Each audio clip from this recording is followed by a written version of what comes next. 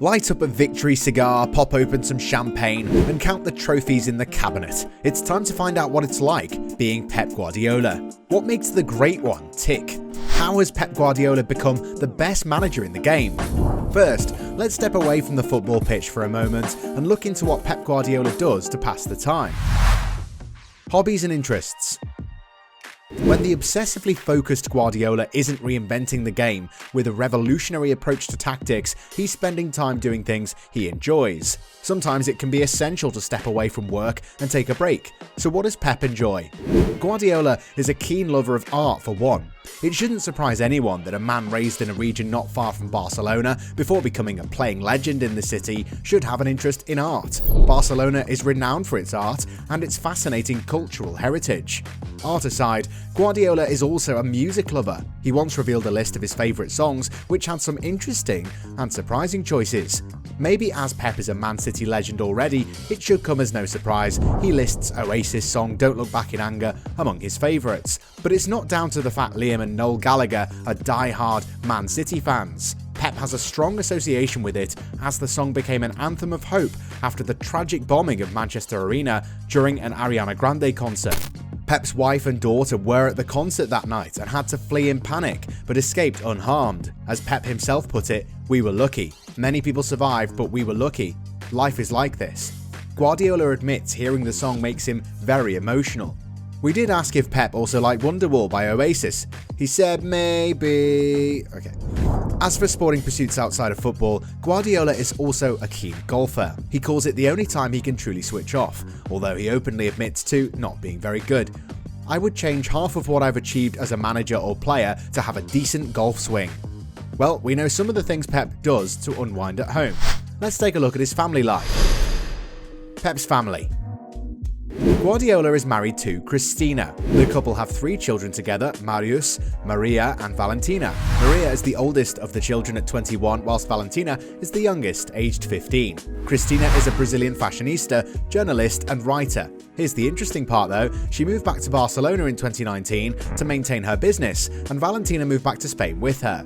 Though it's a happy family unit, the football season inevitably means weeks apart sometimes, but Pep is a man determined to succeed, and his wife isn't content to push her own business goals to the side. Pep's oldest daughter Maria has become something of an internet sensation. Like her parents, but especially her mother, she's renowned for her style. It was also rumoured in 2021 that Maria was dating Dele Alli. We've seen Pep's hobbies and looked at his family, but what of Pep, the managerial god? Guardiola in training. Guardiola was brought up through the Barcelona side. He's played aggressive and attacking football as a player and a manager. Winning everything under the sun with Barca also gives Guardiola a winner's mentality. Likewise, Guardiola took the stylistic approaches which had worked for Barcelona and instilled and evolved them at Bayern. He did the very same once he came to Man City. You take what you know will work, but adapt it suitably for the British game. Pep wants players incredibly fit and he has high expectations. It's also rare he will mould a side around one particular player. His signings are expected to adapt to his way of playing. Just ask Jack Grealish, who struggled to adapt his game to how City want to play. In a rare change though, Pep bought Erling Haaland and adapted the side to play around a poacher. Well, the best poacher in the business. Guardiola is preoccupied with possession and shifting the ball. He wants plenty of wide play and overloads, passing and moving, creating little patterns between players so they can keep the ball. Guardiola's approach is hands-on. It used to be that teams employed a manager who had a team of coaches. More often now, due to the likes of Pep bringing a new way to the Premier League, sides employ a head coach. Pep orchestrates from the grass. He has a trusted team of coaches with him of course, but he wants to get in amongst it. Players can find Pep to be aloof, intense, fierce when he's focused on training ahead of a match.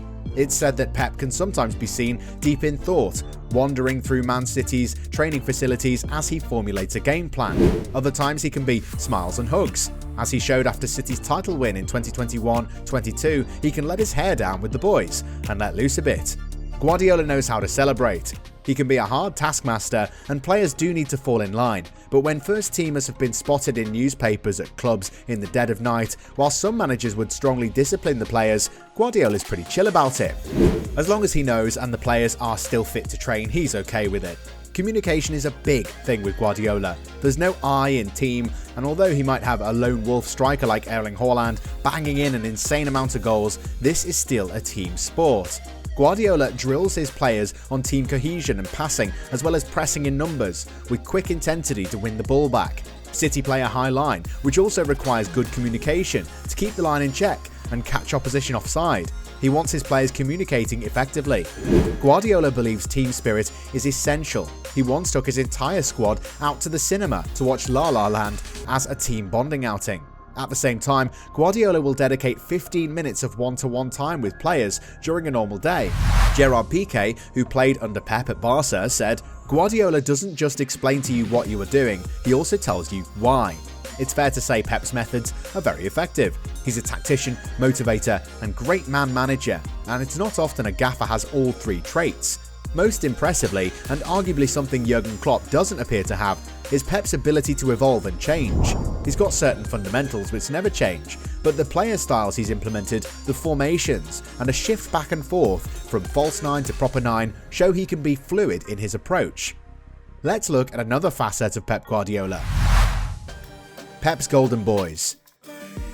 Most gaffers will have favourites. It's only natural. Unsurprisingly, one of Pep's all-time favourite players is Lionel Messi. The recently crowned World Cup winner rarely came to the fore under Pep at Barca.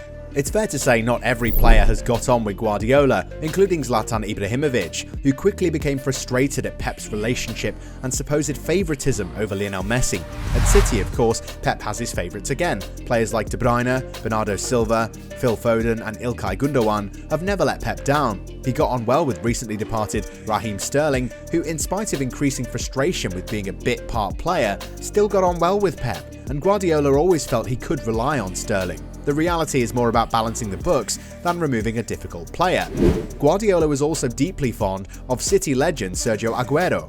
Though the evolving style of City's play and Aguero's increasing age would mean the player was inevitably playing less, Guardiola was never doubtful that Aguero could have an impact when called upon. When Aguero scored 2 goals in his farewell game for City, where at least for 2 more weeks until Haaland takes over, he is the record scorer, it proved an emotional day all around.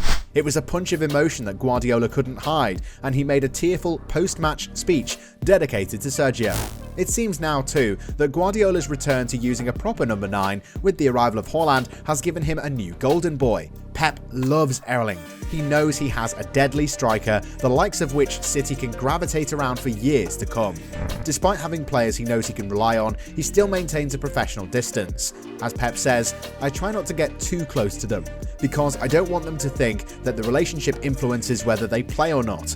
Some players still knew, though, that Pep couldn't always hide his soft spot for them. Ultimately, the team bonding and spirit he creates works between players and the staff too. At Bayern, he was regularly heard telling Philippe Lahm, "I love you, Philippe, I love you." He'd also be seen hugging and kissing Lahm on the cheek. One player who might not be feeling the mutual love with Pep right now is Calvin Phillips, but I guess you can't win them all, Pep.